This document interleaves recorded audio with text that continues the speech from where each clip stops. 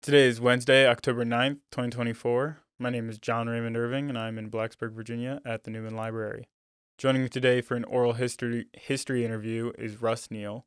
This interview is part of an oral history project with Virginia Tech alumni who served in the Vietnam War. Mr. Neal, before we get started, do I have your permission to record this interview? Yes. Excellent. So, Mr. Neal, just to give you a bit of an idea of how this is going to go, I'm going to walk you through your life somewhat chronologically. I'm going to try and start at the beginning and then walk through, your time at Virginia Tech and your service and your time afterwards. But before I do that, I'd like to grab just some basic biographical information and information about your service. So, when were you born and where was that? I was born in 1946 in Washington, D.C. Neat. And did you Um, grow up in DC?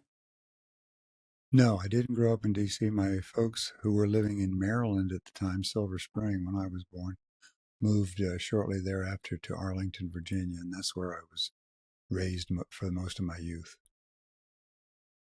When you were in the military, what was your highest rank? I was a captain, And what years did you serve? '03. I was in from January of 1969 to April of 1972. Now, to get back to some of your biographical information, I apologize. Did either of your parents serve in the military? No, neither did. What were their occupations? My mom was a homemaker, and my dad was in government service with the IRS. He was in corporate tax rulings. And you said you grew up in Arlington, is that correct? Did you Yes, go to high school there? yes, I went to high school at Bishop O'Connell High School in Arlington, Virginia. High school How did there. you enjoy? Elementary school was in St. James in Falls Church, Virginia. How did you enjoy your time growing up in Arlington, generally, but also your time in high school? Oh, I thought it was the best. I had a great time. Played sports. I played on the basketball team and on the golf team, and I was actually voted the MVP of the golf team my senior year, which was kind of fun. Um, but I had a blast. Yeah, I was a kind of a typical teenager. Didn't get into a lot of trouble. Just was kind of straightforward and moving along. Yeah. Um, Outside of sports, did you have any other big interests in high school?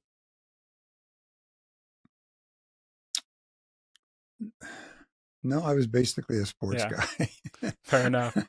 Um, did you have a favorite subject back then? Yeah. English. I really enjoyed English. I was inspired by a couple of English teachers that I had, um, and I thought they gave me some really good feedback on some things that I had written for them, and so that actually paid off later on in my life because I was asked by when I was living in Paradise um, to write for a local paper, an op-ed thing for a local paper, and I really enjoyed it. I did that for over 25 years. That's really cool. So I'd love yeah, to get to read some of those at some point. Um, did you have any siblings? yeah, I have a older brother, Cliff, who passed away at age 64 from bladder cancer, and a younger brother, Dennis, who is currently living in Solvang, Oh, I'm sorry California. to hear about your older brother. Can you tell me a little bit about both of your brothers, but him as well, especially? Well, he was very different from me. I was kind of outgoing and gregarious and athletic, and he was kind of introverted and kept to himself, had one friend at a time. He was a really smart guy, especially in math and science. He ended up, um, what was it, programming guided missiles off of Oh, destroyers wow. for the Department of the Navy. So he was big into computer programming and things like that. He was a good guy. I remember saying at his funeral that he was probably one of the most honest fellows I've ever known. He if he owed you a nickel, he would make sure that he paid you the nickel. You know, that sort of a thing. So it was. I always forget people. I borrow money and I lend money, and I always warn the people that I'm either giving the money or taking the money from that I'll forget. So they have to remind me. He never forgot. Did he serve in Vietnam as well? No, he was in the army, but he was stationed. He was in the artillery and was stationed in Germany for most of his 3 years. He enlisted actually out of. He did, I think, a couple of years of junior college, and then enlisted, and then finished his degree out here in California at Northrop Institute of Technology, which no longer exists, but it was down in Inglewood, California. And did your little brother serve in the military as well? No, he didn't serve in the military, thankfully. I don't think he had the mentality, as not anything saying against him. He was he was a real brainiac. He ended up getting a PhD in physics from UC Santa Barbara. Um, in his thesis dealt with light scattering spectroscopy. I Something that I have could a hard never time saying understand. it, much less knowing what it means. Were you tight with your siblings growing up? Oh, I the usual fights with my older brother, and he had his one friend, and I had my group of friends, and they often didn't necessarily intersect. With my younger brother, it was there was about 6.5 years difference in our ages. Um, so I had a lot of fun dominating him and making his life Yeah, miserable, as a typical older brother would yeah. do. But we have a very close relationship I'm now. glad to hear it. Um, if I Yeah. can circle back a little, when you were in high school, were you always planning on going to college? Oh, yes. I I think it was the sort of thing. I went to a private school, private high school, Bishop O'Connell, and I think it was kind of an expectation of from my parents that all three of the boys here would go to college because that was the way you kept from being a ditch And, digger. and did your parents go to college?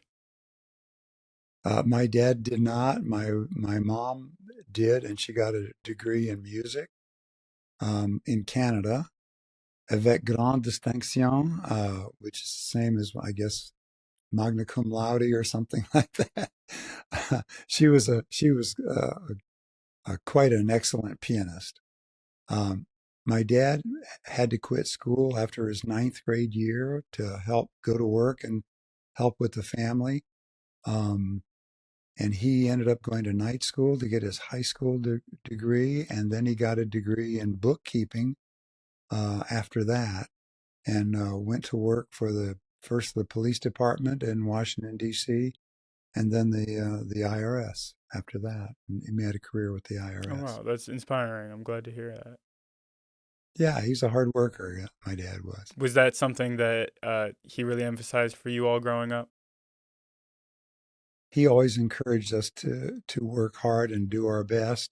Um, he probably had more success with my older brother and my younger brother than he did with me. I was fairly smart, but an underachiever academically. I didn't realize how important that was until I went to graduate school after Vietnam. Yeah. Well, I'm sorry to circle back again to your college experience, but how'd you come to the decision to go to Virginia Tech? Well, that's an interesting question. For some reason in high school, I wanted to be an officer in the military. Um, and so when I started looking for colleges, I I first of all explored West Point, and because I wore glasses, they insisted that you have 20/20 vision. And so I didn't even apply there, but I looked at places like the Citadel, North Georgia College, Virginia Tech, etc. Any place with a Corps of Cadets. Um, and I got accepted. I got a letter of acceptance from North Georgia College, which is now North Georgia University. And they insisted, this was back in 1964, that I come down for a personal visit. I'm not sure what their motivation was, but as soon as they saw me, they say, yeah, you're okay to come in. I suspect it had something to do with race. I didn't like North Georgia. I didn't like the facilities, the place there. My dad and I had driven 600 miles to go down there. And I was discouraged because I said, that's not where I want to go to school. When we got home, I had a letter of acceptance from Virginia Tech. Well, we drove down sometime later, and drove onto the campus, and I immediately fell in love with the place. Understandable. I mean, the campus was gorgeous. We entered the campus down the mall, which is, you'd have to kind of see it to believe it. I walked down the mall to get here this morning, matter of fact. Yeah. Did you? Well, you're at Virginia Tech, yes. Of course. So I walked down we drove in the campus on down the mall, and I just said, yeah, this is where I want to go to school. Yeah. That's really awesome. So it's a decision I'm very glad I made too. It's a wonderful school. So I take it you enjoyed your time here? Oh, absolutely. Yeah. No, I mean, obviously freshman year in the Corps was challenging. But by and large, it was probably one of the most impactful times of my life in terms of percolating into a young man. I learned a lot. A lot about a lot of things, not only academically, but just about life and dealing with others. I'm sorry, I want to keep exploring that topic, but beforehand, I just want to circle back really quickly. You mentioned you had the desire to be an officer in the military in high school. Was there anything that prompted that? Good question. I don't know. I can't think of a single thing that would make me do that. No one in my family was in the military. Nobody had ever made it a career. It was just something that I wanted to pursue. And I don't know why, but that's just what I wanted to pursue. I guess like anybody else, they have an idea in mind what they want to do for a living. That's what I wanted to do for a living. Yeah. How did you, how did it live up to your expectations? Well, initially it was fine. I went on active duty and went to Armored Officers Basic School at Fort Knox, and then I spent 18 months at Fort Ord, California, during which time I fell in love with the Monterey Peninsula, and then a year in Vietnam, and then when I came back, I was reassigned back to Fort Knox at the committee group for basic training. And that's when I decided that I had to, a lot of things had changed. The service had changed in that it had slowed down during Vietnam. Everything was going very fast and promotions were very fast. I mean, I made captain in 2 years. And then I had to look forward to probably another 10 or 12 years before I would ever be promoted again. I was in a place and a job that I didn't particularly care for. So I said, now's the time to make a decision. Do I want to stay or do I want to do something different? And I had in the back of my mind that because I had met some foreign service officers over in Vietnam and I saw what they did. And I had worked actually one summer at the State Department as a summer job. And so I said, well, maybe I'd like to be a foreign service officer, And so when I got out of the service, I started taking some classes at Sac State with that in mind, that I would take an FSO test and see if I couldn't get on with the State Department. But that never came to fruition, and I changed my plans prior to doing anything to accomplish that. So, well, I do look forward to hearing about all that. I do want to allow you to elaborate some on what you were talking about beforehand, though. with your first year at Virginia Tech being formative? In what ways do you think that it made you grow? Well, do you know anything about freshman year in the Corps? I've heard about it some, but I'm not in the Corps personally. Yeah, well, the Corps has changed a lot over the last 50 years. Um, and so when we got there, it was quite arduous. Um, we were, we were called rats. I think that term still exists in some circles in the I've Corps. certainly heard it. um, you've heard it. Um, and so we were at the bottom of the barrel. The discipline it took to shine your brass and make sure your um, cross belts were pure white and well starched, and your shoes were shined so that you could shave in them, and all those things. And then to have upperclassmen kind of yelling at you all the time was a bit challenging. And then you throw in the academics to boot, and so a lot of guys unfortunately didn't make it through. What did you do to help yourself get through that? Well, it wasn't going to get in the way. I kind of knew going in that the first year was going to be rough, and it was going to do that. I don't know where I'd gotten that information, maybe watching movies or reading books or something. But I knew it was going to be arduous. So it was never a problem of me wanting to quit because it was too hard. I just wasn't who I, was as a person. Um, so it was just something I got through. I did the best I can. I put forth the best military side of myself, maybe not the best academic side of myself, but the best military side of myself. Um, and so it wasn't a big deal. And then, of course, once you're an upperclassman, life gets much easier. What did you study academically? I was a business administration major, and I got my degree in it was actually a Bachelor of Science in Business How'd Administration. you enjoy that?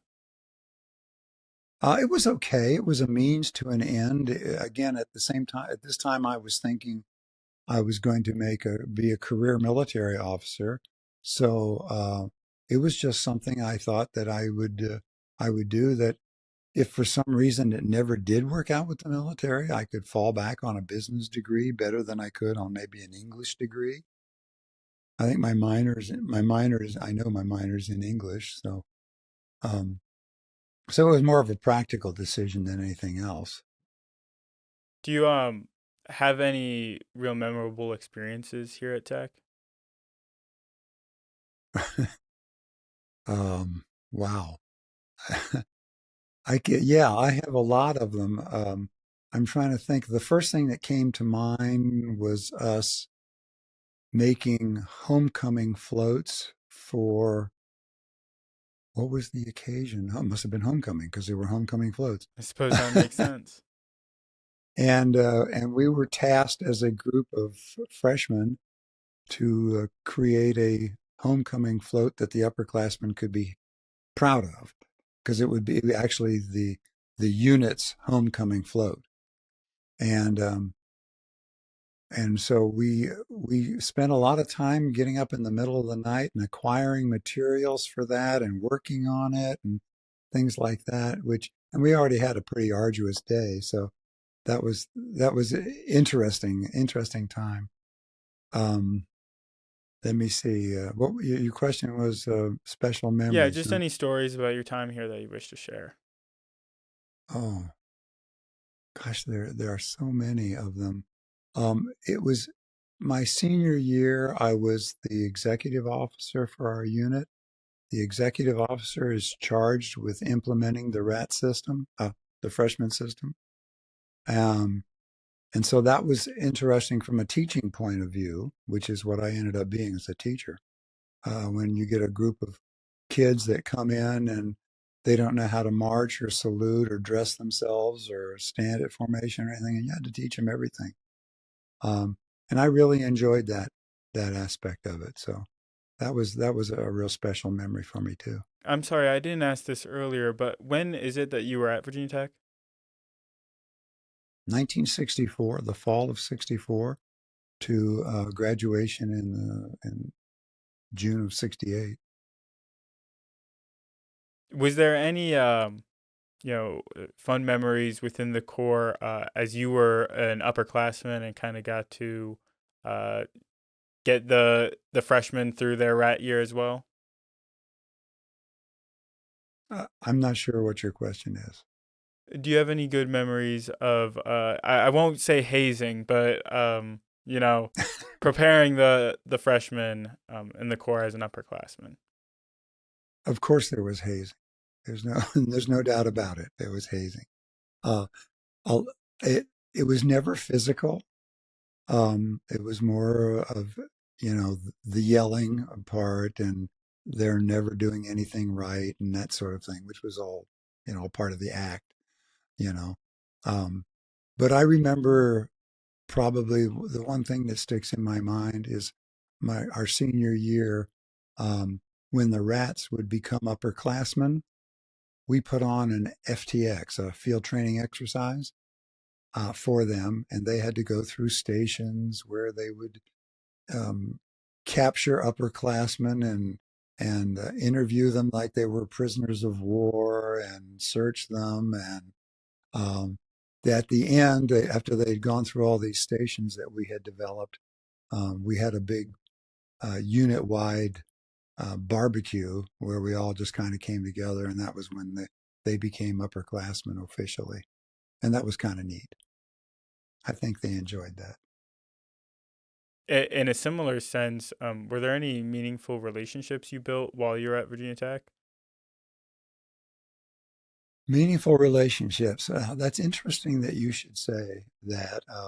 On the um, core side of it, I still am in close contact with all the guys in my graduating class.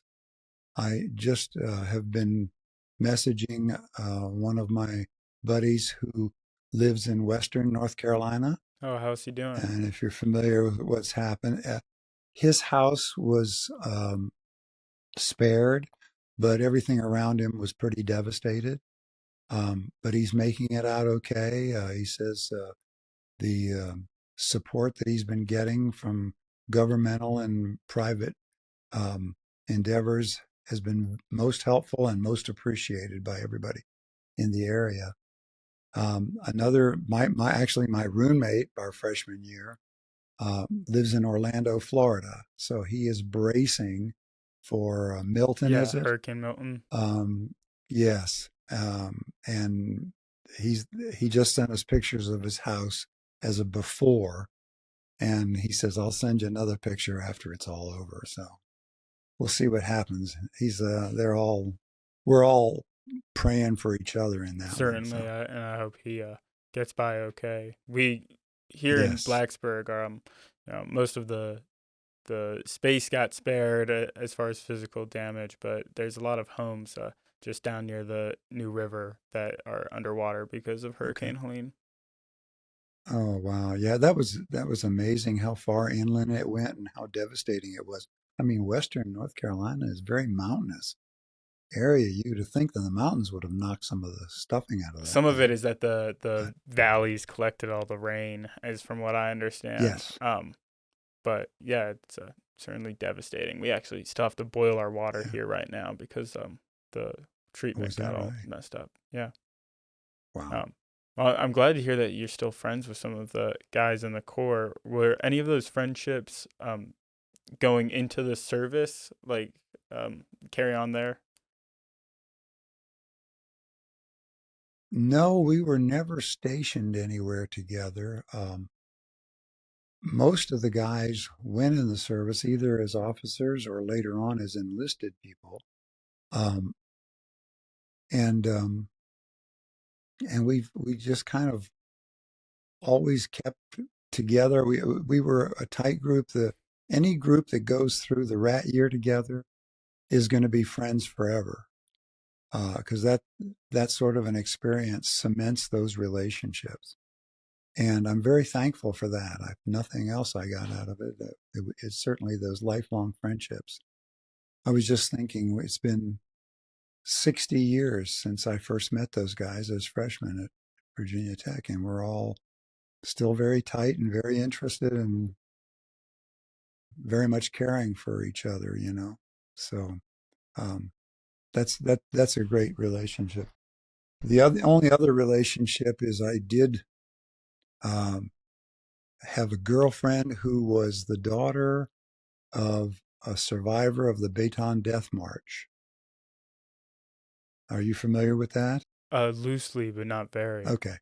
It was a very brutal death march that the Japanese put through American POWs during World War II on the island of Bataan, and he survived it, and not many of the guys who were captured did.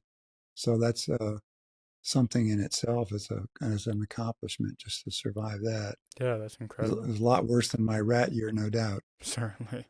Did I'm curious if that relationship with, or if you had a relationship with the father, did that prepare you mentally in some ways for the possibility of being captured in Vietnam? No, it didn't prepare me because that's an interesting question that you pose here.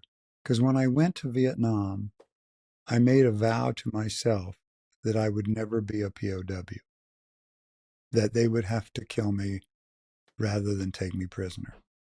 And luckily, I never was in a situation where that was imminent.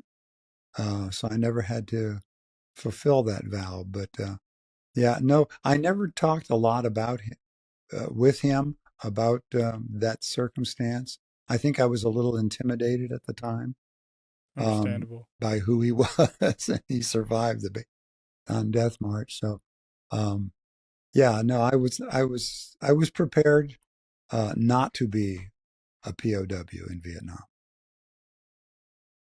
Yeah, Did that? and I had read the.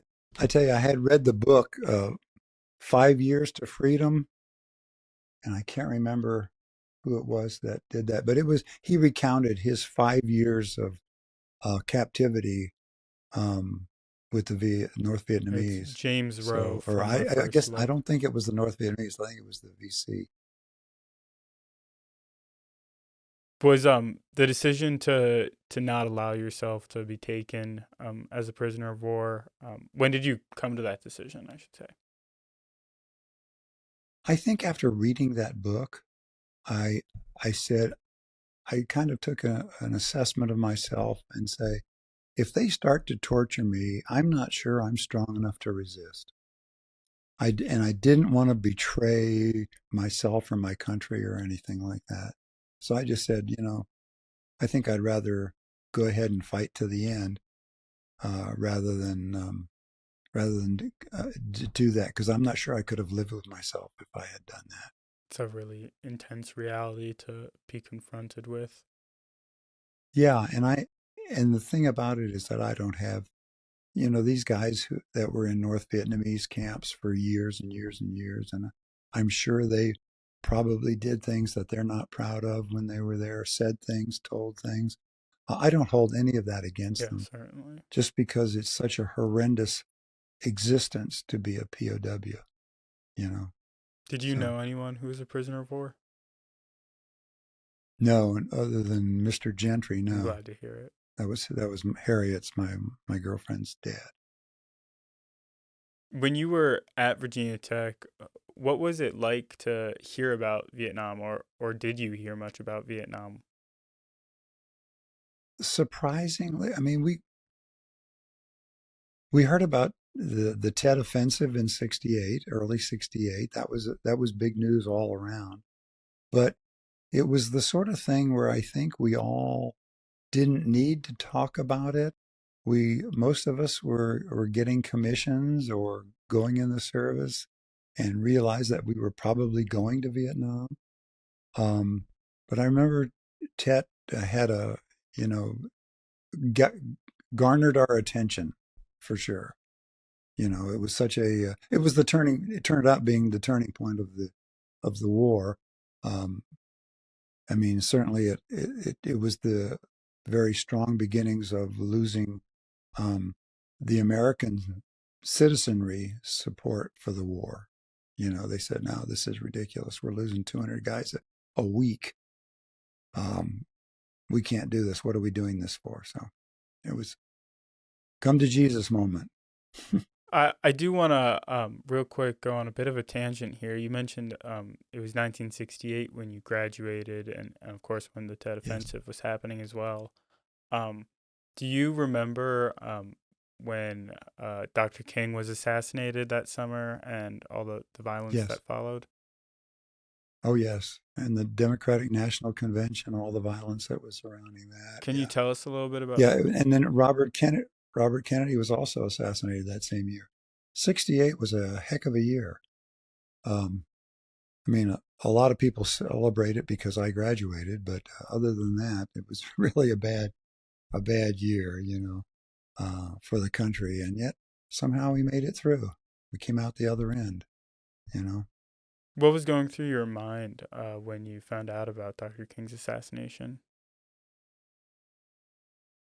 Well, I think his speech in, I think it was 64 at the mall in Washington, D.C. Was that, is my date correct on that? I believe 64? You are, but I'm not certain. Okay. Well, you're a history major. Come on, you got to know this stuff. The March on Washington was 63. 63 was? Okay.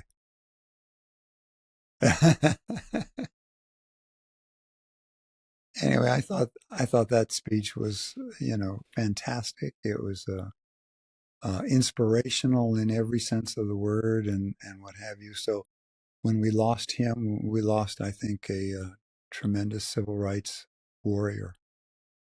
Yeah, certainly. Yeah. Being so close to DC, what was it like to have the violence going on near you? I don't remember a lot of violence in DC. I mean, there was obviously protests and things like that,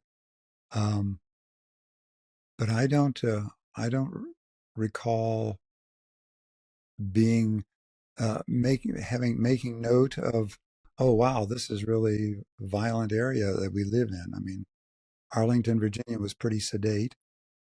Well, and I was not necessarily worried about Arlington itself, but it is in fair proximity to DC. Absolutely, it borders DC. So, I mean, we were a very political family growing up. My dad we had only 3 stations on the TV instead of the 3,000 that we have now. And so we were always, you know, listening to the news and finding out what was going on. And I was overhearing my dad talk about this or that or the other things. In a bit of a similar vein, I think you probably wouldn't have gone to college yet when this happened, but do you remember when JFK was assassinated? Oh, I was in high school, junior year in high school. I remember that day so clearly because the teacher came in the room. He was my English teacher. And he came in the room and he says, the president's just been shot. And he was the sort of teacher where he might say something ridiculous like that and we'd all laugh. We all laughed. He goes, no, really. And he ran out of the room. He was a Christian brother and he actually lived on campus. And he got this big radio and he brought it in and plugged it in. When we all saw him doing that, we said, oh my gosh, what is this going on? He plugged it on, turned it on, and it was just nothing but news reports about JFK being shot. So that was a very memorable day for me. What was it like to hear about that, especially knowing then that you wanted to go into the military? I don't know that I connected the two at all. I didn't see a connection. I'm not sure I see a connection right now. The president was assassinated. If anything, it made me more patriotic. And I hate, I hate to see where the word patriotism has gone, especially with all the disunity we have in this country right now. Um, and so I'm going to proudly include myself as a patriot. And I felt very patriotic at the time, in that sense of the word. Yes, Can you tell me, what does patriotism mean to you? I think it's basically a love of country. Um, it's a love of country, not a blanket love of country. I think we have to admire our country for looking at our faults over the centuries that we've been here and our efforts to remediate those faults and to become a better and better country all the time. I don't think we should ever strive to go back. I think that we need to continue to try to be better as Americans. And to me, that's patriotism. How much of your service do you think affects that definition for you? And do you think you would have had a similar definition when you were first joining the military? I think I would have had the same definition. I mean, I felt a great love of country, um, and I still do. And so, no, I don't think it had any effect on me at all. I don't think I've changed in terms of patriotism at all over the years. You mentioned earlier, you don't like what patriotism has come to mean. What do you think it has come to mean to some Americans, and how has that changed? We're getting political now, huh? As much as you'd like to. I see people driving around town with huge flags on their trucks, one of which is almost always an American flag. And ordinarily, I would have supported that. But I think it's also included with another flag that um, I don't think is as patriotic as a lot of people think it is. I don't know if I'm being vague enough for you. I'm picking up what you're putting down. I mean, I don't want to step on any toes here, but I'm not a Well, Donald you won't be Trump. stepping on my toes or I'm not a Dr. Donald Higgins. Trump supporter. I'm sorry. And a lot of his supporters wrap themselves in the flag, and I don't like that. Does your distaste for people wrapping themselves in the American flag and having like this possession of patriotism or ownership over it, does that sense come from the Vietnam War era or maybe your family's background? Can you tell me where that comes from?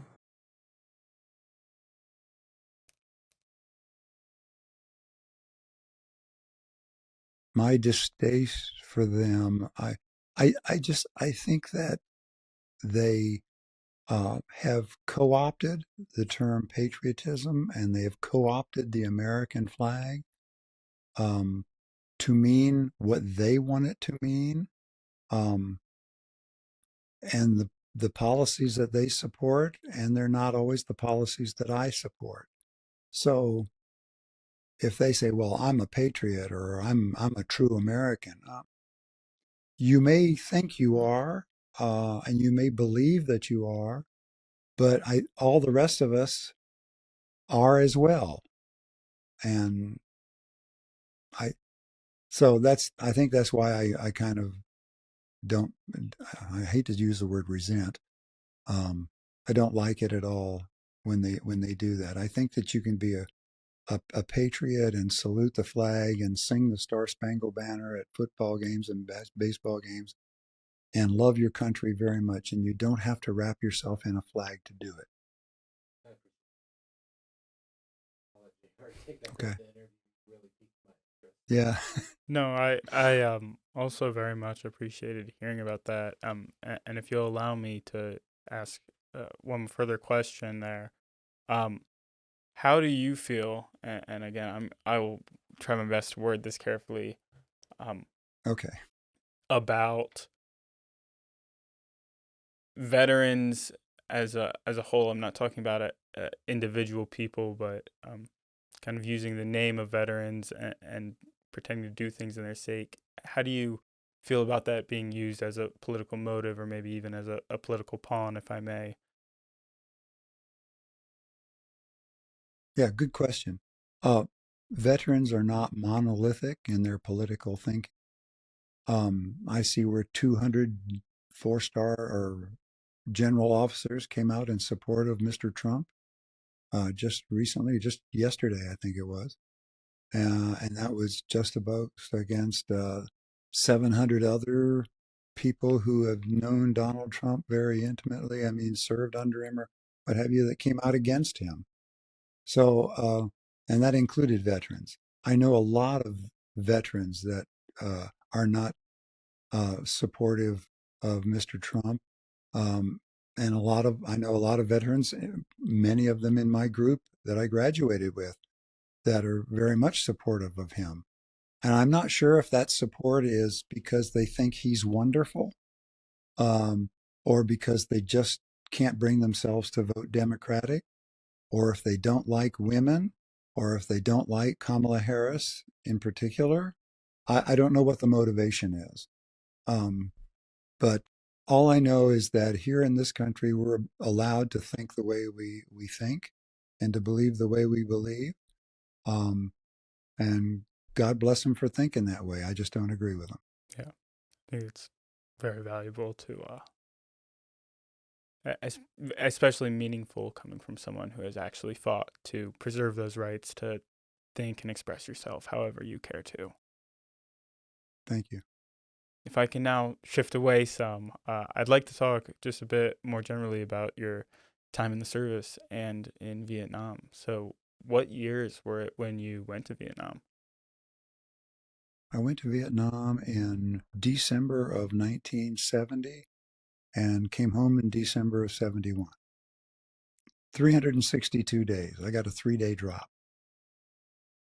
Did you, or when were you notified that you would be going to Vietnam? Interesting question. I spent 18 months at Fort Ord.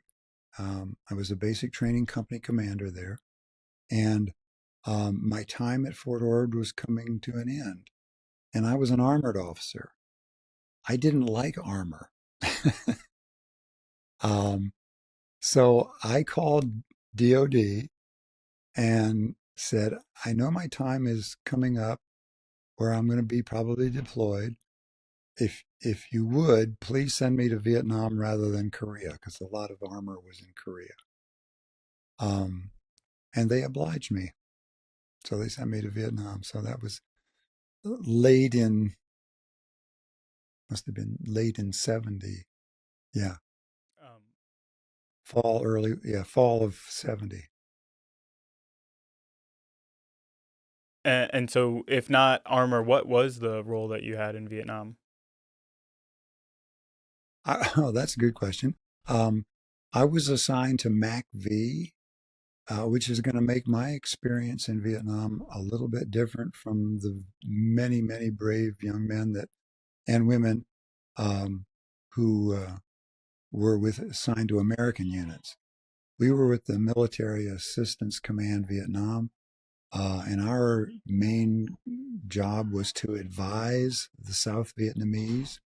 That included anything from the South Vietnamese Army to the regional forces to the popular forces, which were basically local militia. And that's what I worked with, is the local militia, the PFs. We call them RFs and PFs. So I worked with the PFs.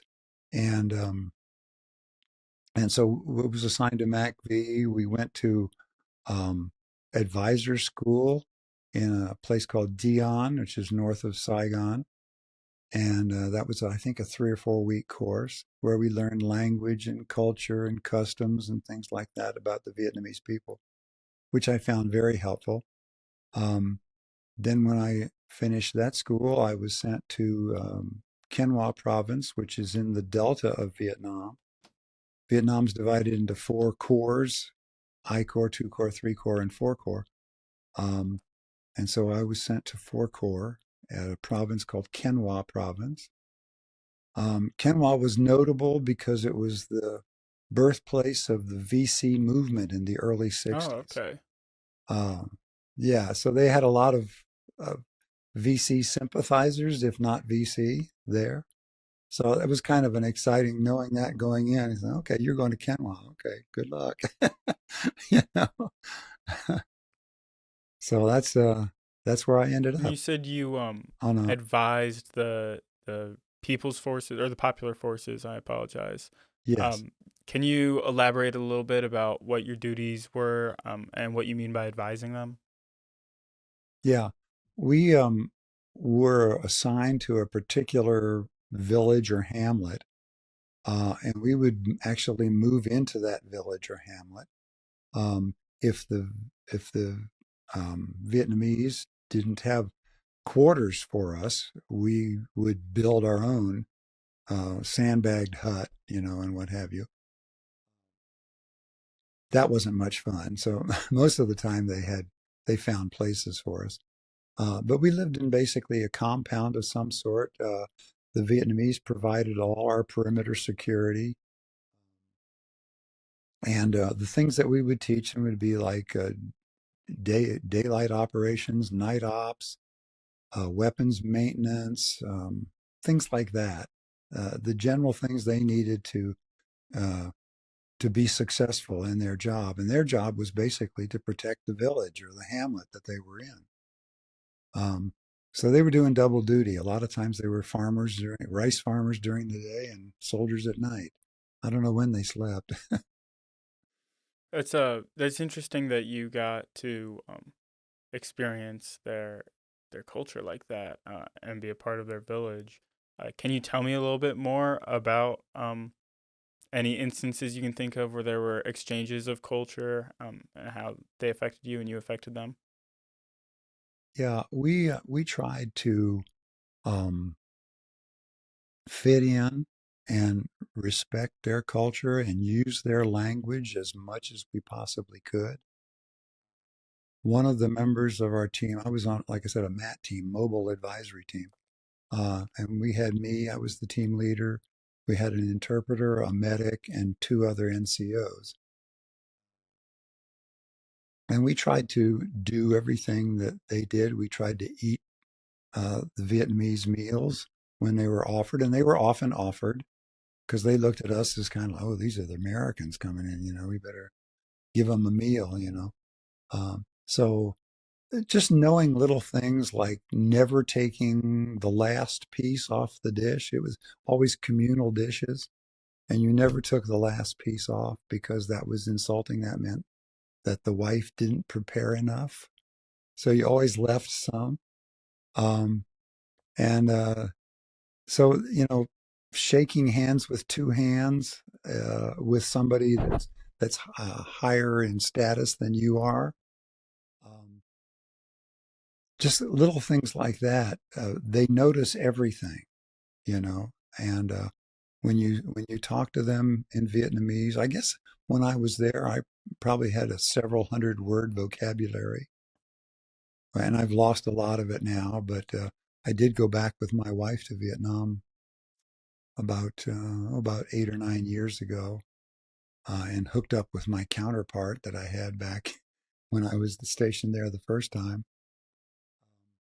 And I tried to relearn as much of the Vietnamese as I could. I remember when we were there the second time with my wife, we kind of stood out, being big Americans and what have you. And often when we would go for a walk, and it was usually the kids would come running up to us and talk to us in English, and I would try to talk back to them in Vietnamese, and they were surprised that I knew the Vietnamese, and they would say, "Oh, that's what he's saying."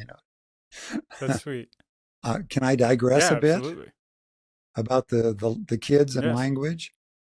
So when I was in Vietnam one time, I was called had to go to Saigon, so I hopped in the Jeep and was driving to Saigon. In the Delta, you're constantly going over bridges, um, and a lot of times it's you have to sit and wait in line. And so I was sitting and waiting in line, and the whole bunch of Vietnamese kids, and they're just the cutest kids, came around and they said, I forget what they were saying to me, but I started talking to them in Vietnamese, and I asked them, how old are you? May Nam, with, how old are you? How many years? And things. Have you been to school yet? Chưa đi học? Things like that. And that all of a sudden they realized I was talking to them in Vietnamese, and they would say, "Oh, Dai Quy nói tiếng Việt," which means the captain speaks Vietnamese. And I said, "No, chưa được, chưa đi học." I said, "No, I can't do it because I haven't been to school yet."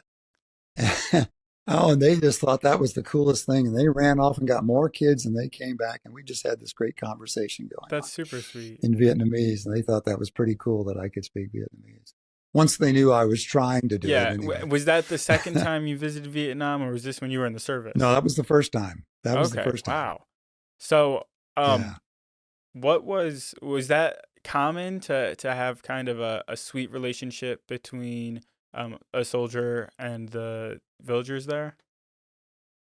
Oh, it was absolutely necessary for someone assigned to MACV as an advisor to develop relationships with everywhere from the province senior advisor, who was a colonel in the Vietnamese army, all the way down to the peasants. You tried to make all of them feel comfortable and to know you and like you and respect you and listen to you, if you had something to offer. So, who all was there with you as well? Did you bring American troops? No. So, no, I flew over Pan Am, landed in Tansanut Air Base in Saigon, and the guy, we got on this. Well, first thing I noticed was the smell. I don't know if any of your other vets have ever talked about the smell in Vietnam. It's got a very unique smell. I've heard about it some. Yeah, something like perfume and rotting garbage. It's a very unique smell. So I noticed that, and then we got on a bus, and the bus had steel grated windows. And I'm going, what are those for? And they said, "Oh, let's keep Charlie from throwing a grenade in here." So we said, "Okay, well, welcome to Vietnam." And was that on your first day? And the first day. Quite an entrance. Oh yes, quite an entrance. Then we got to the MACV transitional barracks, and they said, "Well, last night Charlie mortared the compound, so if that happens," we hadn't been issued weapons or anything yet. And they said, "If that happens, just get under your bunks and we'll take care of it," So luckily that didn't happen again. But it was kind of like, again, the first day we have this introduction. Was it a shocking, like, what the heck am I doing here kind of moment, or were you somewhat prepared for this? Or did you expect it? I didn't know what to expect in terms of my initial introduction to Vietnam, but it wasn't shocking. I knew I was going to a war-torn third world country, and so that wasn't a big deal. So no, I wasn't shocked by that. I don't think that I never got the sense that anyone was. Some people might have been, but I think they knew they were getting into a war zone, so that was something else. But I remember too, the next day or two, we were issued our green fatigues and underwear and weapons and what have you. And I remember my fatigues were just brand new and shiny, and they stood out because everyone else around us who had been there for a while, their fatigues were faded, and you can tell they had been in country for a while. And so I was so glad to finally have laundered my fatigues enough where they looked like I had been in country. I hated that new guy look because it just screamed new guy. Yeah. If I may, I want to go back a little bit to what you were talking about as your position in MACV. So when you were in the village, how many other Americans are with you? 4 or 5. Like I said, I had me and an interpreter who was Vietnamese, a medic, and 2 NCOs. And occasionally some MAT teams had assistant team leaders too, but not all. All had that. And that was usually an officer as well. Can you tell me a bit about what it was like to train the South Vietnamese forces? Were they well prepared when you got there?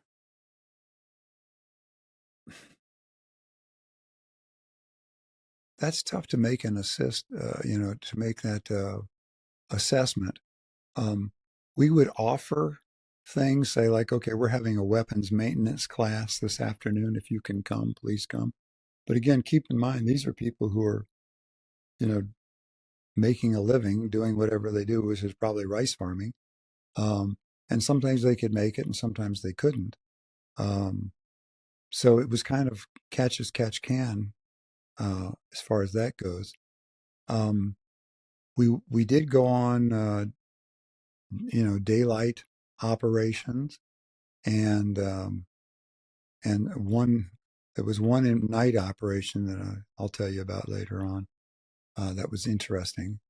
But that it was the sort of thing where I couldn't tell if they were just being courteous to the Americans or they actually really needed um, to learn some things. I think they were probably more seasoned warriors than I was, So that was interesting. I wanted to go someplace else, but I can't remember what it was. Anyway, go ahead. I'm just curious to hear more about, you said that they were seasoned warriors more so than you, but how organized were they? How did they compare to the American military? I think that the biggest thing they got out of our being there at that time, this is in 71, was the fact that we could call medevacs and they couldn't. They didn't have medevacs. So if they had an injured soldier for some reason and who needed medevac, they would come to the advisors, and the advisors would, if we'd assess the situation and say, oh yeah, this guy needs a medevac, then we could call in a medevac for that. As far as actually teaching them, okay, now during a night operation, you got to do this or that, we were just kind of along for the ride. And if they did do something that we didn't think was safe or proper, then we could tell them about it or advise them about it. They're still the ones in charge. And so we had to kind of take a subservient role in that we're offering advice here. We're not giving orders. How you mentioned earlier that you went to an area that was filled with a lot of Viet Cong. How did that affect what you were doing with the soldiers? I don't know that it had any effect that way. We had to be especially careful. They would occasionally landmine the roads that we rode on. So, and there was several times where Jeeps got blown up because they ran over a landmine. Whenever you were, humping in the jungle is what they called it, you know, um, we were, you had to be aware of things like tripwires and things like that. Um, but I lost it. What was your question again? If you would. I'm just generally curious about how the Viet Cong presence in your village affected. Viet Cong presence, yeah. I'll tell you. Let me tell you a story then about the Viet Please Cong. do. One day, a young lady was out in the field, rice fields. I think she was 12 years old, and I don't know what she was doing, hoeing or something. Anyway, the implement that she was using struck an unexploded M79 round. That's a rifle grenade, and it killed her instantly. And that happened in the morning. And our interpreter informed us that that afternoon, the family was going to have a memorial service for her. And he says, "Do you want to go?" And I'm sitting there thinking, okay, I could, but then I'm putting myself in a situation, and my team, in a situation where there could be enemy combatants at this memorial service as well. I don't know if I want to do that. And I asked the interpreter for his advice on that. And he says, well, I think it would be good for you to go. I think it would show that, that you're a good person and that you respect the Vietnamese customs and culture and what have you. And I said, okay, so we're going to go. So we went, and I don't remember. I know I had my interpreter and at least one other guy of my team. I don't remember who that was. We went there, and as just we got to the outside of their home where they were having the memorial service, we had to make another decision. Do we go in unarmed, or do we leave our weapons at the door with a guard? And tough decision, I don't know what I wanted to do. Anyway, my decision was we were going to go in unarmed, and we left our weapons at the door with a guard, and we went in, and we had collected some money for the father, just as a gift. We don't know what to give. The interpreter said that would be a nice gift, so we had the Vietnamese piastres, and so we collected those and we put them in an envelope. And at some point, we were introduced to the father, and again, shaking hands with two hands was very, because he was the grieving father, even though I was the big Dai we, I shook hands with him, two hands. I don't remember if he used two hands or one hand to shake hands back with me or not. And then I gave him the envelope. As per custom, he refused it. He says, no, I can't take that. And so I told him, I said, why don't you take it now and we'll come back tomorrow and get it. Saving face is really big in the Vietnamese culture. You have to save face. So he saved face by refusing the gift. And he also saved face by hearing me say, we'll come back tomorrow and pick it up. So he was okay. We knew we weren't going to come back. He probably knew we weren't going to come back. But that was good, So after we left the memorial service, my interpreter said we picked up our weapons. There was no incidents or anything like that. We picked up our weapons. We were going back. And he says, Dai we, he says, Dai we is Vietnamese for captain, by the way. I didn't know if you knew that or not, but that he says there were VC at that memorial. And I heard them talking about you and your team. And he said they were very impressed by the fact that you knew how to shake hands with two hands, that you knew the Vietnamese customs, and that you had I guess, I don't know what term he used, bravery or foolishness or what, to go in without any weapons. But the fact that we went in unarmed was a sign of respect. And that's what I was shooting for. And he said, in overhearing these conversations, that we had scored some points on that visit. So that was good. I'm glad to hear it. A little scary, but good. I'm glad you made it out all right as well. Yeah, me too. So when you're training these soldiers, how do you know that you're not just training the Viet Cong? Good question. I think that never crossed my mind that I was training the Viet Cong. Besides, I don't think the Viet Cong, if they got that close to an American advisor. There's two things going on there. It would be a coup to kill an American, but it also would bring the wrath of God. So I don't think that the Viet Cong were even going to try to do that. Our training sessions were more haphazard than routinized, and so it was like, oh, this afternoon we're having a lesson in weapons maintenance, and the men who were available to come would come, and we'd give the class, and that was it, you know. So it was the sort of thing that, like, sometimes, like on that night operation, I don't think we knew we were going on it until that afternoon. So there wasn't a lot of, okay, on this date, 2 weeks in advance, we're going to go to this place.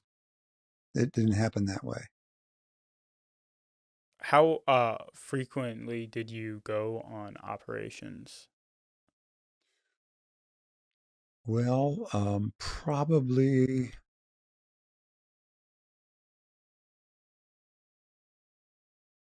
less than a dozen times. Of those dozen times, we had combat contact with an enemy 5 or 6 times. Of those 5 or 6 times, there was only one operation in which I fired my weapon. We were not encouraged to fire our weapons. I mean, unless it came down to life and death, that sort of thing. But I can tell you that story if you'd like to I'd hear love it. to. Okay. So we were in the Delta, and there's just lots of rivers running through the Delta, tributaries and things. They're all going out to the, I guess, the South China Sea. I'd have to look at a map to confirm that. So we were all issued Boston whalers. Are you familiar with the Boston whaler? No, sir, I'm not. Okay. It's a rather large boat. And by large, I'm saying maybe 30 feet long, 5 or 6 feet wide, had an M60 machine gun mounted on the front, and it was powered by an outboard engine. And that's what got us all around to various places, that instead of humping miles and miles through the jungle, we would just hop on the Boston whaler and drive to a more convenient place. And then if we had to go through the jungle or what have you, we would do that, or the rice paddies. So the district chief, that was Vietnamese, he got intel that there was a VC weapons factory in our district, and that he was going to mount an operation to go and find this weapons factory and destroy it. So we were assigned to go with him. So we hopped on the Boston whalers and went up, parked them, hitched them to the post, whatever, I don't know what the term is, and then went to the weapons factory. We were successful in that endeavor. It was a weapons factory. There was some contact with the enemy. Again, that it wasn't at the time where I fired my weapon. So we hauled the weapons cache back to the whalers, and we put all the weapons and explosives and everything else we found in the district chief's whaler, and we followed the district chief down the river back toward district headquarters.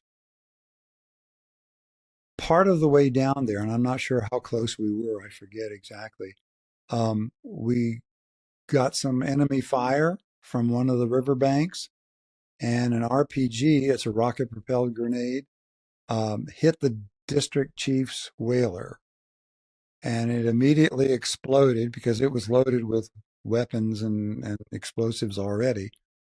Blew most of the men in the boat into the river, and then it, on its own, because it was pilotless at this time, went over to the right bank and there was some injured men, and these are all Vietnamese guys in the district chief's boat. So we're following the district chief's boat, and we see all this happen. So this is when I started firing. We laid down some suppressing fire from whence the initial firing had come, to make sure that whoever had done that was going to leave. We fired quite a few shots into the jungle. And then we went and collected on our Boston whaler the Vietnamese that had been blown into the water. We put them into our whaler, and then we went over to the. I keep hitting this microphone. No worries. We went over to the other bank and got the guys who had been injured and that were in the boat. We put them in our boat, and just as we were trying to back away from the shore, the linkage in our Boston whaler went out, and we couldn't put it into any gear at all. We couldn't go forward, backward, anything. We were stuck in neutral. The motor was going, but it wouldn't take us anywhere.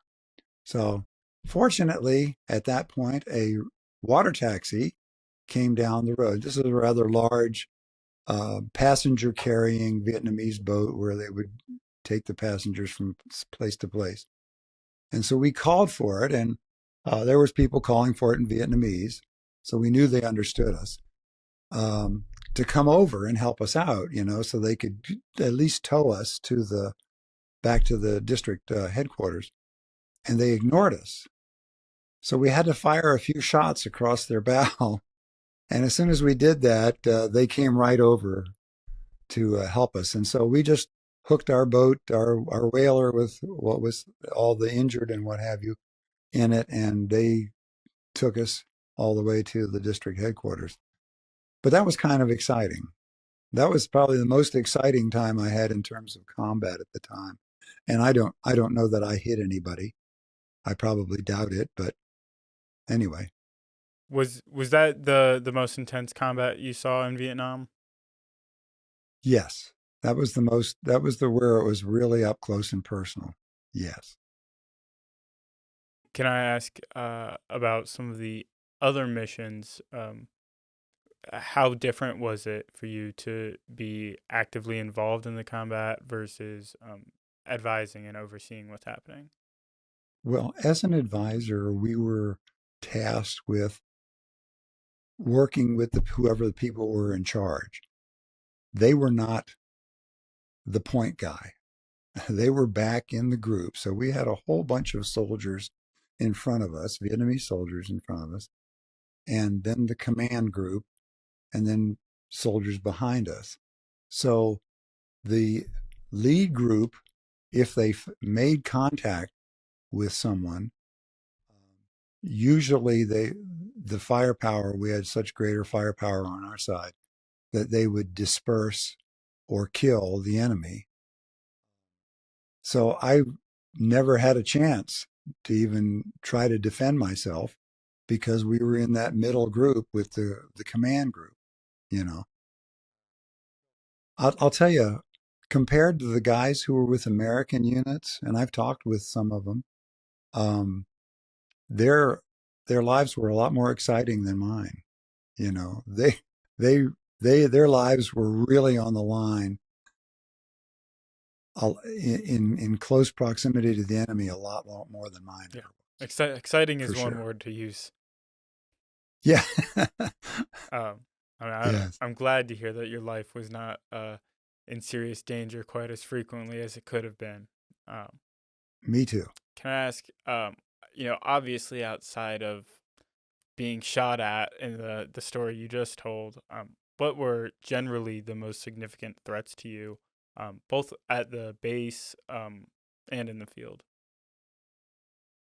Well, there was one time that a local village chief had been assassinated, and the guy supposedly who did the assassination was trying to swim across the river to escape.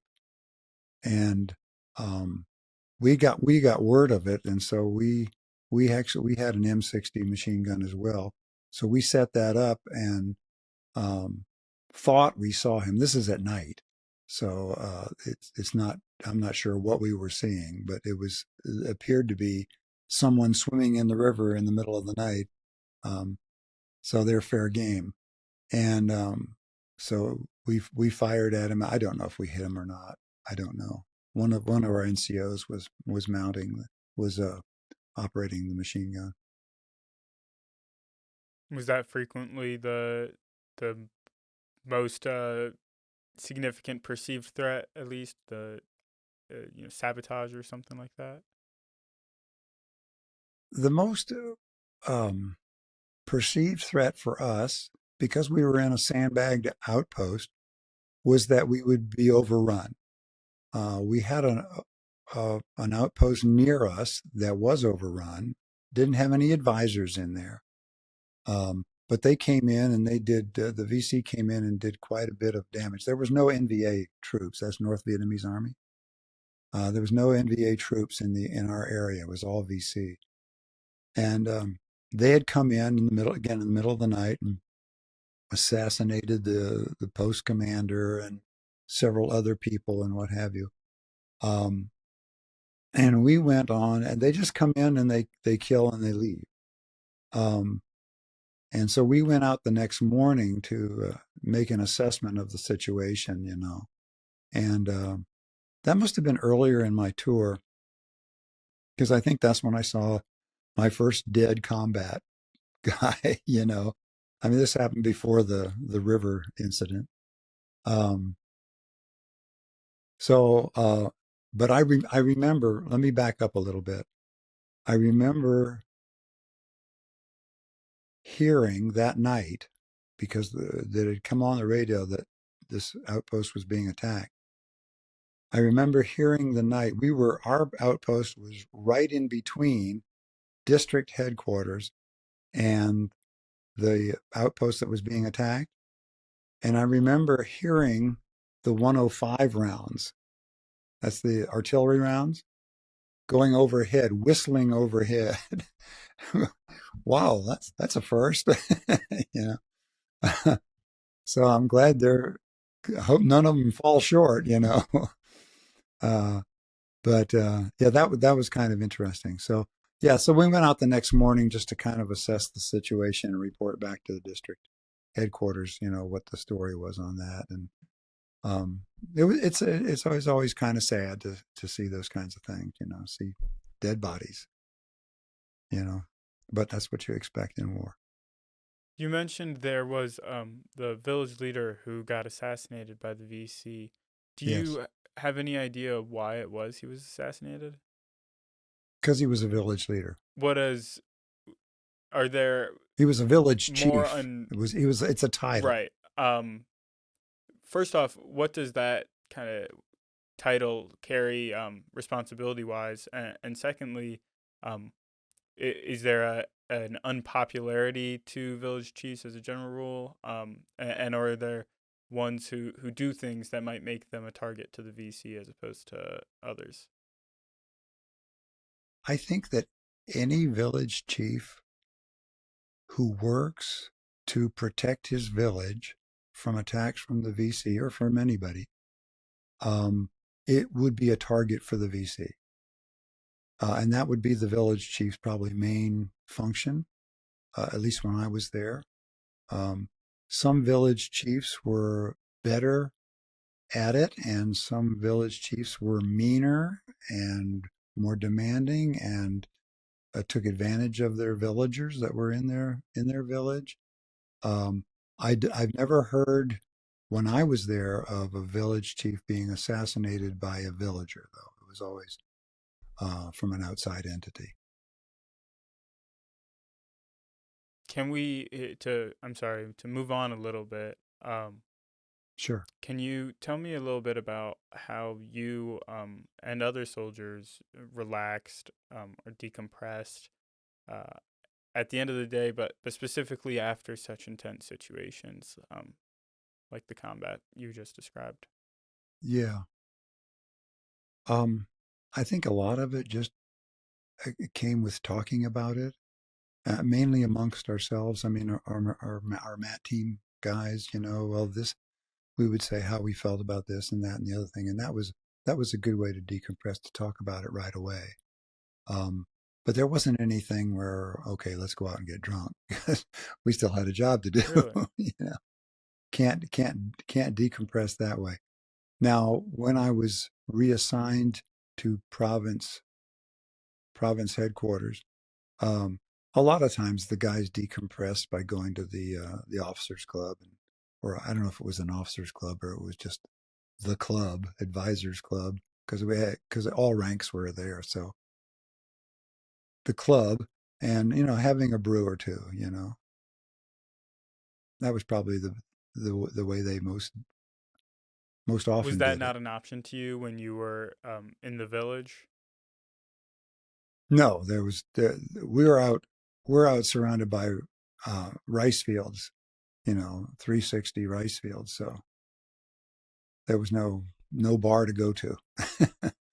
I guess we could bring our own beer in and have one, but I don't remember doing that. You mentioned talking about what happened. I kind of have two questions for you. A, when you're talking about that, how serious is that conversation, and how much of that is you all trying to make light of your situation? And also, what else did you guys like to talk about? I think it was very serious because it was almost like a operational debrief, but it was very informal. Because everybody has a different perspective. They were in different places at different times, and they say, "Oh yeah, over here they were doing this, and over here they were doing that." And we kind of put the whole picture together that way. The second part of your question was, I'm sorry, I No, keep you're fine. forgetting. I'll try and phrase them only as one part questions for you then. Okay. What else did you all like to talk about? Oh yeah, what else did we like to talk about? Home, I think, more than anything else. Girlfriends, wives, family, those sorts of things. I remember one evening, and I don't know if it was after an operation or anything, it was just another evening, looking up at the stars and thinking that I'm looking at these stars and my family back in California is looking at the same stars. So we're connected that way. Yeah. And that was a good Yeah, feeling. touching. That was a good feeling.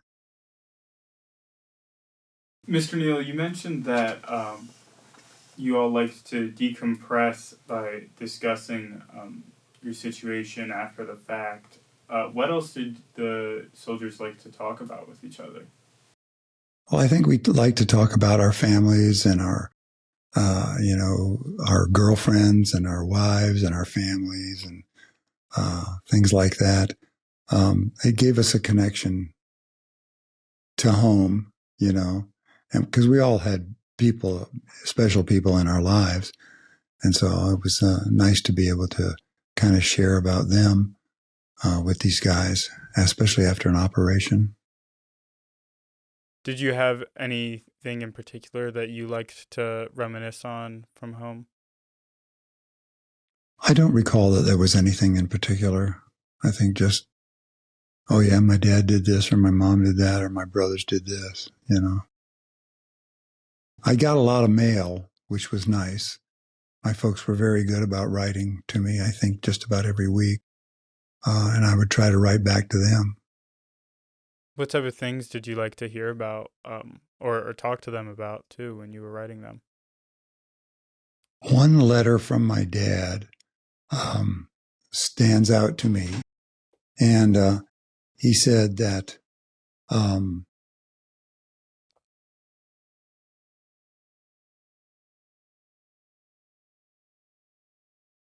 he wrote. No worries. He wrote to me and he said, "Well, Russ," he says, "I had a dream about you last night. It was so good seeing you again." And I said, "Oh, that's great, Dad. Thanks." Even in a dream. That sort of thing. Otherwise, my mom just tried to keep it upbeat, and she never asked questions about, you know, a lot of stuff in particular. You were talking about discussing or letters with your family. Oh, yes. Yeah. They were very good about writing all the time. My little brother, Denny, had a recording made. This was a reel-to-reel recording made of a local radio station who was sending, I guess, at like an hour's worth or 2 hours worth of music to the guys in Vietnam. And so he had them do that for me. And the next thing I know, in Vietnam, I get this reel-to-reel recording. I didn't have a reel-to-reel player. Are you familiar with that? The reel-to-reels? No, Okay. I'm not. I'm sorry. We're going back quite a ways.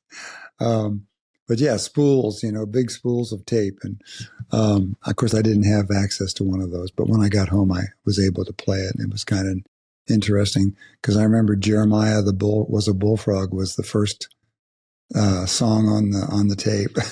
Yeah, that's sweet. Did your letters ever contain news about the events from like the outside world? I don't recall. They may have. I was just really excited about hearing from Mom and Dad. Mom was a much more faithful writer than Dad was. But yeah, she mainly tried just to keep things upbeat. And what my younger brother was doing, I think he was in high school at the time he graduated. No, he was in college at the time. So she'd keep me updated as to how he was doing. He was working on his bachelor's in both math and physics at the time down at San Luis Obispo. So she would keep me apprised as to what he was doing and how he was doing and what have you. But it was just general, mainly fluff. It was just the idea that I heard from her, that I heard from people from the outside world. That was important. So if not, and I'm sorry not to jump forward some, but to get back to what I was asking about, how did you hear about news from the outside world? What was it called? Oh, there was a radio station out of Saigon called AFVN, Armed Forces Vietnam. It was a great radio station, and they would play all the most modern music, mainly rock and roll, which I really liked, and then they would give us little news here and there and what have you. So that was basically our main source of news. But I remember mainly just the music that they played was really, really good. That's neat. What type of music do you remember being played? Oh, mainly rock and roll stuff, all the popular stuff of the time. Like I said, Jeremiah was a Bullfrog. All back then, too, songs from the 60s. The Beatles were big, in the 60s. And even back into the 50s, with Buddy Holly and things like that. They played all that stuff going back as far as the 50s that I remember. Because I remember hearing Buddy Holly songs, and he was always one of my favorites. So, I'm sorry if I may. I'm going to actually, I have a question about your childhood again. I guess it would have been the summer before your senior year of high school, would have been 1957, the Summer of Love. Do you remember anything from that? 1967? 67, I'm sorry. No, that's okay. The Summer of Love. No, I don't, I was very kind of straight-laced and focused on what was interesting to me at the time. And so I remember, seeing about it and hearing about it. And, we get lots of reports from San Francisco, and Berkeley and what have you. But I never related much to that. I was on the other side of that fence. Yeah. Did you hear a whole lot about? You said you were on the other side of that fence. Did you hear much about that as a countercultural group, or as an anti-war group, or was that really more about the music? It was more anti-war, I think, than anything else. You know, Berkeley was a hotbed of anti-war protests and what have you. San Francisco was more about the music. But I know I never related to, because I knew where I was going and what my career path was, and it was not in sync with what they were talking about. You know what I mean? Now, at this point in my life, I'm glad they protested the war. You're never glad about the violence that took place with it, and like at Kent State, where the 4 students died at Kent State in 1970. I mean, that's you hate to hear that. That's never the way to go. And so I didn't fall into that group. But now I'm glad they protested the war. And again, this goes back to what America's all about. The ability to peacefully protest. I do. I'd like to return to this subject some and get more of your thoughts on the anti-war movement. But before that, I do want to wrap up what we were talking about, and your time in Vietnam. You mentioned that you got your news from the radios. I'm curious, how up to date were you, and how informed were you on what the military was doing in Vietnam? While you were a captain there, Yeah. and specifically if you were aware about what was happening in Cambodia and Laos, and that we were withdrawing troops. Yeah, I was keenly aware of what was happening in Cambodia in 1970. We started bombing there along the Ho Chi Minh Trail. Very aware of that. As far as my mindset at the time was anti-protester. I was not in their camp. I was very much aware of that. You mentioned Cambodia and one other thing. Laos, yes, but there was something else that you mentioned too. Was I aware of that Nixon had started to withdraw American troops? Oh yes, the withdrawal. See, that was a real key thing with me. When I was there, even when I was there in 70, 71, the withdrawals had already started. Mm-hmm. And we were sending home lots of guys. And they got, more and more as the war wore on. And so, yeah, I think that it was then that I came to the realization that we were going to come up short as far as expectations for the final result of this war. And they weren't going to be in our favor. I had to that end, I had a district senior advisor, American senior advisor, who told me once that he wanted to gather up all the advisors in the district and go out on an American operation where we were, seek and destroy type things. And I'm going, what? Are you nuts? And I don't think he appreciated my candor on that. But yeah, no, I was keenly aware that we were winding down, and we had to do what was best to get as many American boys home as possible, as safely as possible. I'm curious, Mr. Neal. Sure. As you're in Vietnam and you're talking with the other men about the war, and you realize that Vietnamization is going on and Nixon is withdrawing troops, and yet he's expanding the war into Cambodia. How did that affect your morale?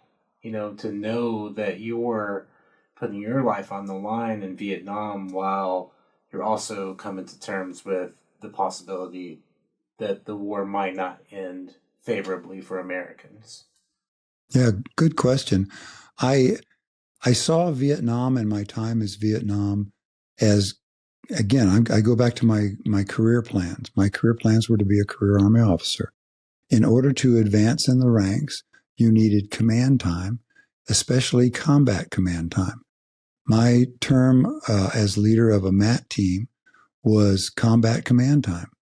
And so I was checking a box, for my career advancement, I wasn't there for philosophical reasons or anything like that. I saw a need, and I remember thinking about this because I had, when I was on R&R, I had a conversation with a guy, an Australian fellow. And I said, well, why is Australia involved in this thing? And he says, well, Vietnam's right next to Australia. If they fall, maybe we're next. So he says, I'd much rather fight in Vietnam than I would in Australia. So that's kind of where I was. That made sense to me. And if I was Australian, I would have felt the same way. Did that answer your question, Doctor? Yeah, it did. I appreciate that candor. You also mentioned that today you appreciate people who are willing to protest, but at the time you did not. Was that evolution of thinking over time, or was there a moment where you realized that maybe the protesters had a point, or how did that thinking come to place? I think it's all a matter of maturation. I was a 20-year-old, 25, 24-year-old, I didn't know my butt from a hole in the ground, I knew what I thought I knew. By the time I was 30, I thought I knew everything there was to know. And now that I'm well in my 70s, I realize how much I don't know and how much fun it is to keep learning, and I really enjoy hearing other people's opinions on things. I really do. As long as they're not saying, well, this is my opinion and the other side is a bunch of stupid bums, I mean, if you castigate other people for their opinions, then to me, that's un-American. You can say, I disagree with you wholeheartedly, but I'm not going to call you an idiot for thinking the way you thought, Back then I might have.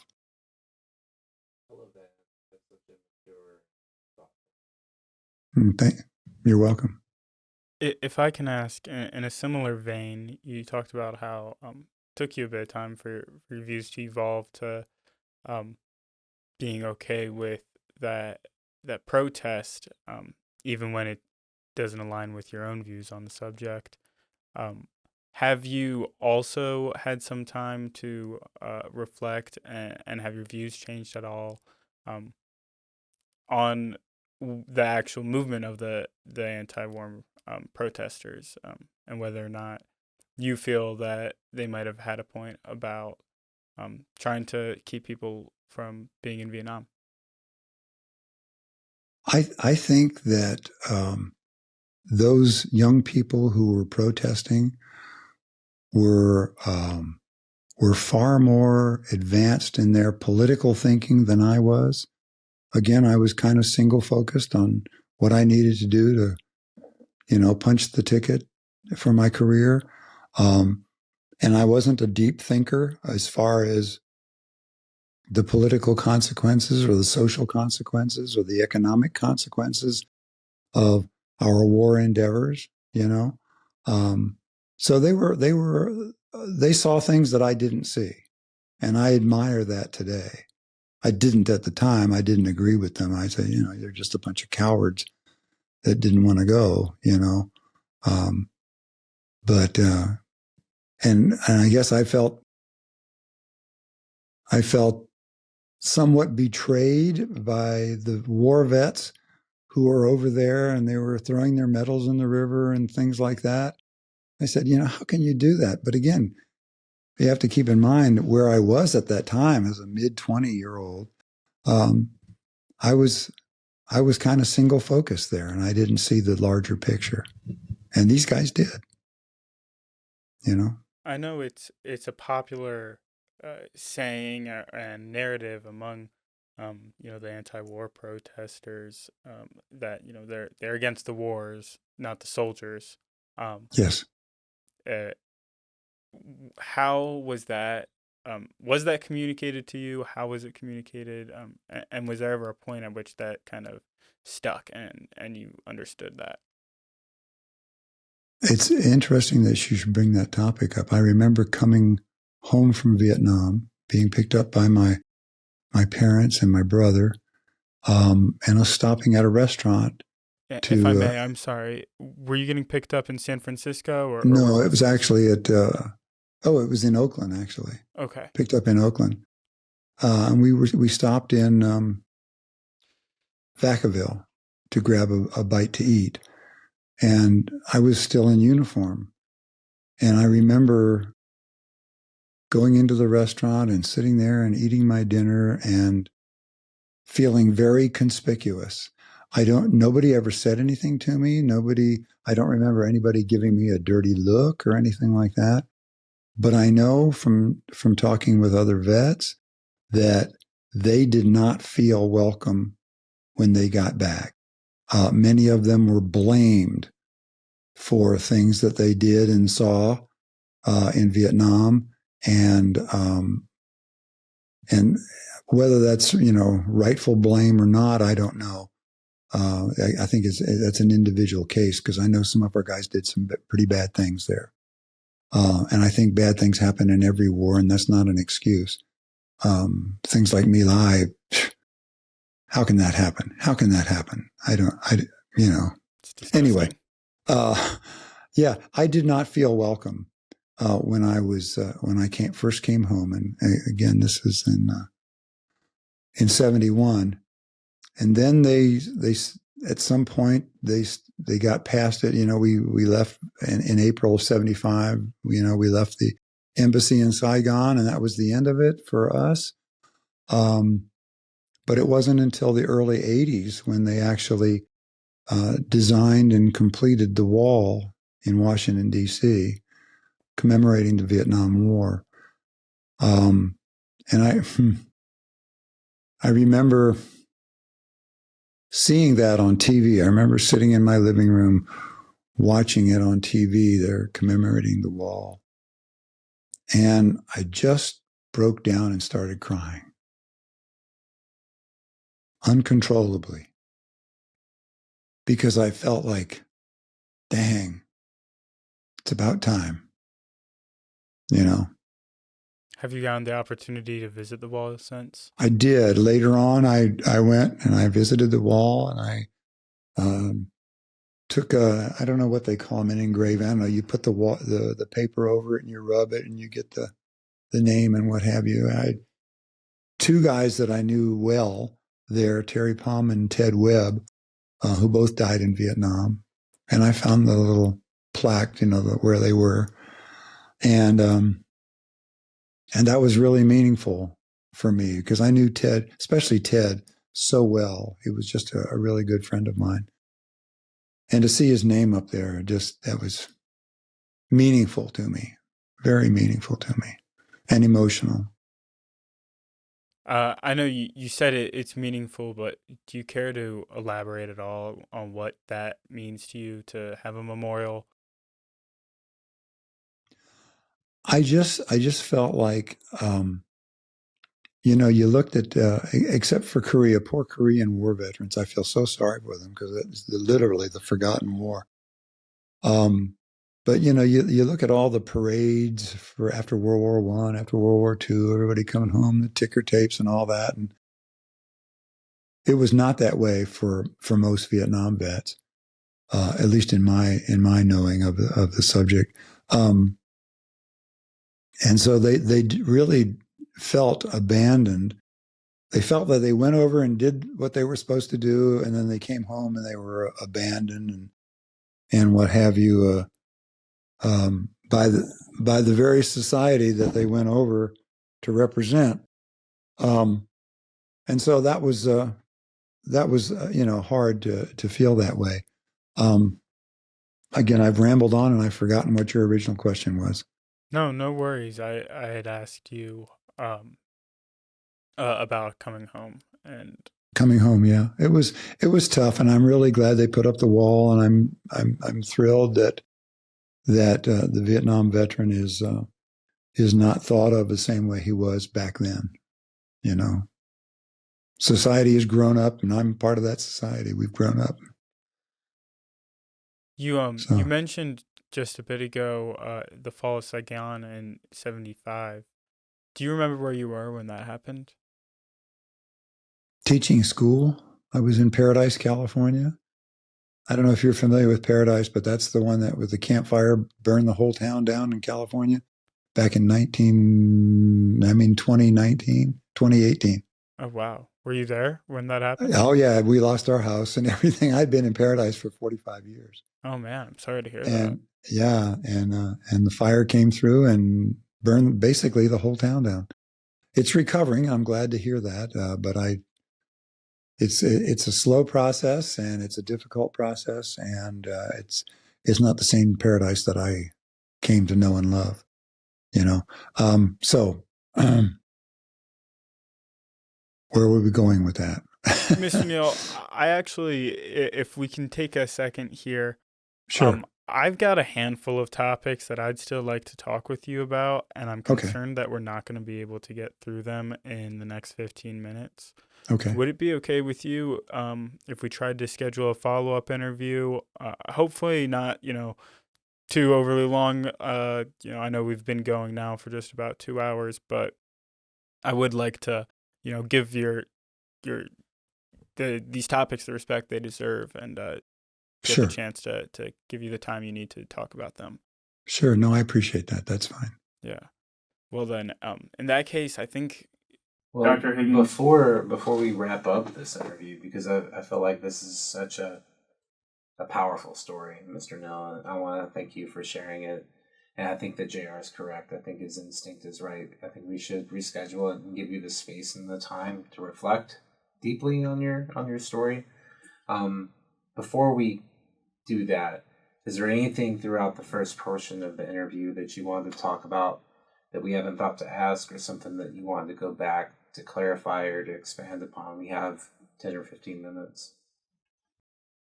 I can't think of anything. I think JR has done a wonderful job of keeping the interview moving.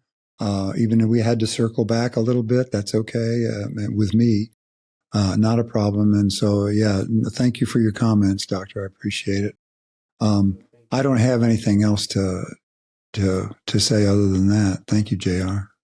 Of course. I appreciate the compliments. I'm happy to help.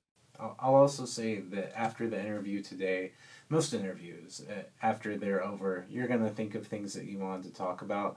I would recommend getting a notepad and maybe jotting down some ideas and thoughts. I do have one question for you, though, if I may. Sure. I'm curious how long it's taken for you to feel comfortable talking about your experience in Vietnam, particularly with civilians. I'll tell you what, talking about going to war and what you did in war and the things you saw and the things that you might have done is difficult to talk about with anyone who doesn't have similar experiences.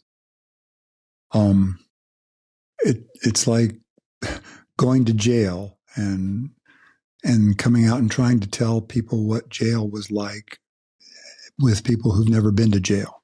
I think that's a unique experience. And this is a unique experience.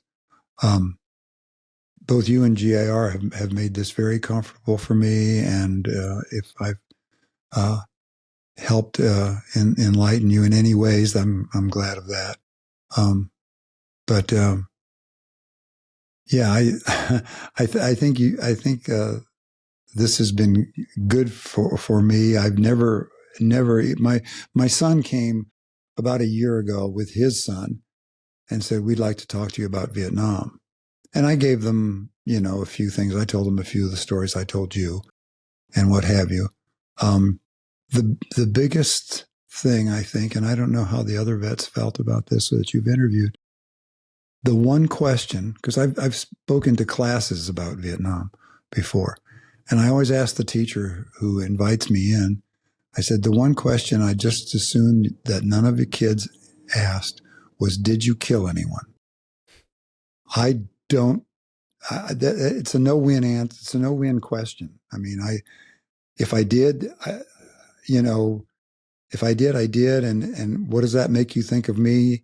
If I didn't, what does that make you think of me? I don't know. To my knowledge, I didn't kill anyone.